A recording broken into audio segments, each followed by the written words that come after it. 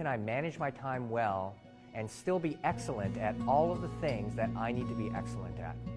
And I love this question for two reasons. One, it recognizes the fact that you have to manage your time. You can't make time like cookies. You can't find time like a dollar bill in your pocket. You have to manage it. And so that's an important recognition. The second thing is that I love the fact that it values excellence. Excellence is so important, and even more important for a Seventh-day Adventist Christian, because once you take the name of Christ, you're not just representing yourself, you are representing Jesus Christ himself.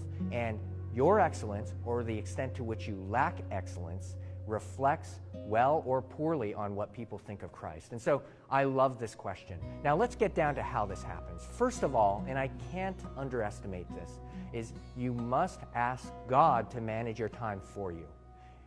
You need to ask God, show me what you want me to do, where you want me to focus, what should be the big important things in my life, where should I be spending my time? And if something lands in your agenda and you can't figure out how to get it done, you need to turn to God and say, Lord, if this is from you, if you want me to do this, I need you to orient my schedule and manage my time for me so I can get this done.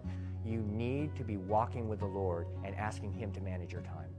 Second, you want to split up everything you do into two categories. There's non-discretionary and there's discretionary. Non-discretionary are those things which you have to do. They're things like eating, sleeping, exercising, staying fit, doing your devotionals. All of these things are non-discretionary. You must do them.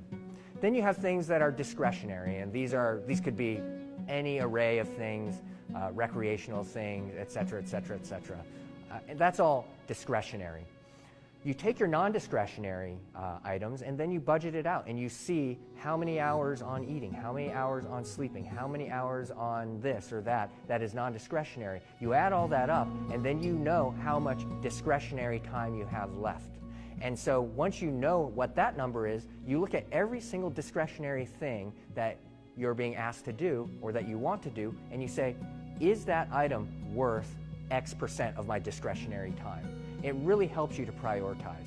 Now, when it comes to actually figuring out what's important, you should think along two dimensions. The first dimension is this important or is this not important? And then the second dimension is, are you good at this or are you bad at this?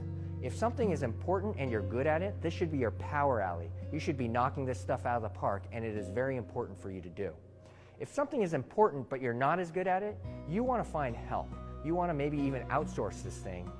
So it needs to get done. Figure out the most efficient way to do it. Now, if you have something that's not important but you're good at it, you need to be very careful, because people know you're good at this thing, and so they're going to want to ask you to do it all the time. But it's not important.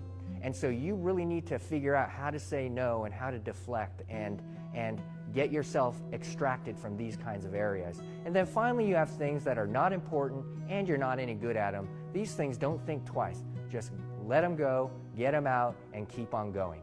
With these methods, asking Christ to prioritize your time and being really honest and rigorous with yourself about what's non-discretionary and discretionary, and budgeting and prioritizing, I am confident that you will be able to manage your time well and be excellent at all of the things that you need to be excellent at.